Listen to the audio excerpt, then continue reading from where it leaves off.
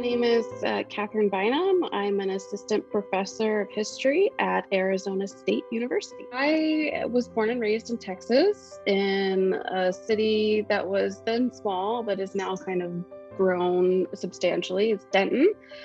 So I went to the University of North Texas, where I studied history there for my bachelor's degree, and then also for my master's degree.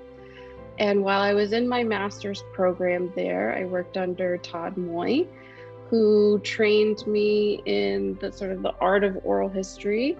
And then I went on to Texas Christian University for my PhD program, where I worked for the Civil Rights and Black and Brown Oral History Project. I was the first as a research assistant and then became project manager. So tell me, why history? Why did you choose that as a field for your undergrad? I didn't really know what I wanted to study in the beginning. I was just kind of pulled into all of these different directions.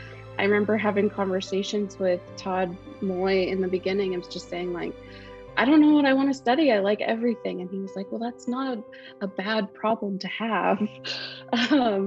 And it wasn't, it truly wasn't. So I feel like I have taken just an array of classes and then ultimately got settled on taking and focusing more on civil rights history. One, because my grandparents who are from Southwest Texas, they told me about the types of segregation that they faced when they were growing up. And this was something that I had never heard of or learned when I was a youngster in public education in Texas. And I just thought, how interesting. Why is it that we don't learn about this history? And so I decided to kind of look at both of the civil rights movements in Texas, particularly because of the ways that they intersected with one another. I just thought that that was so interesting, and I wanted to pursue that topic more. Can you tell me the importance of mentorship and why it's so critical as you're kind of moving through your journey? Is really important to do. It's having somebody that you can trust, that you can bounce ideas off of, that you can have really deep and hard conversations with, and can do so without judgment from that other person. It's absolutely crucial to being successful, I think, in the field. Tell me about the role of oral history in your work and kind of why it's important. There have traditionally been voices that have been left out of the historical record. And it's important to capture those voices and to make sure that we document it and have those narratives be a part of this larger history, because in many ways it's all a part of us, right? Like, I started talking to my grandparents about their lives in Sonora, Texas, well before I even was aware of this discipline of oral history. For me, it was learning about that history, and especially that history that I was not getting in schools, was really important to me and to my identity, to my racial identity. And it's just so important too, because we have to be able to try to understand people's perspectives that we're not getting in traditional archival resources. If we're looking at just, what's located in the archives, what kind of newspapers are written, we're getting one sort of side of history, one sort of side of sources. And we're not looking at some of the people who have been systematically ignored and neglected from that historical record. And so oral history is one of those ways that we can capture that history, is not just learning it from what we can find in the archive, but learning it from people in our community, people in our families.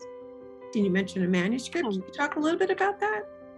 The chapter that I wrote for the Civil Rights and Black and Brown edited anthology is sort of my, maybe a little bit different, but sort of my manuscript in progress in a nutshell, is what I like to tell people.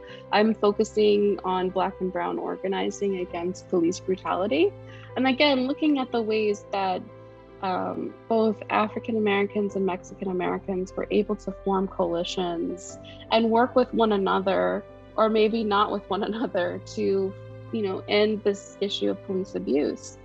And ultimately what I found in a lot of the interviews that I conducted with this project was that in the late 1960s and into the 1970s and 80s, that a lot of these activists were working across racial lines and forming these long-lasting coalitions to bring about some sort of change to the Dallas Police Department, which ultimately in the late 1980s was a police review board. That became sort of like their biggest goal.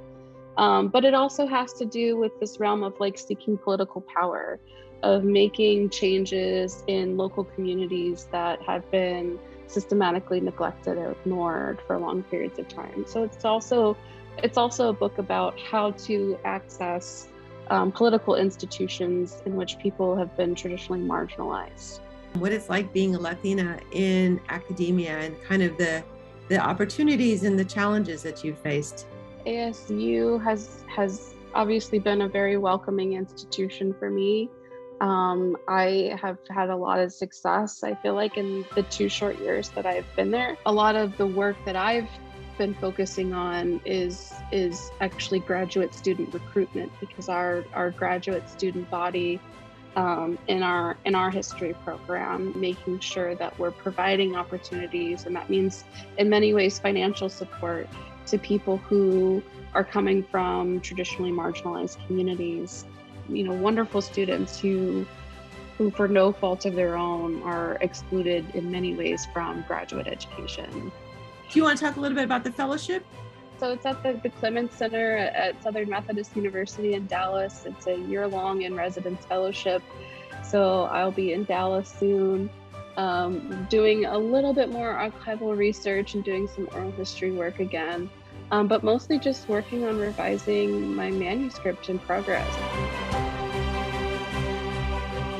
NCPH, I think, has a really good opportunity at this moment to try to bring in more diverse voices.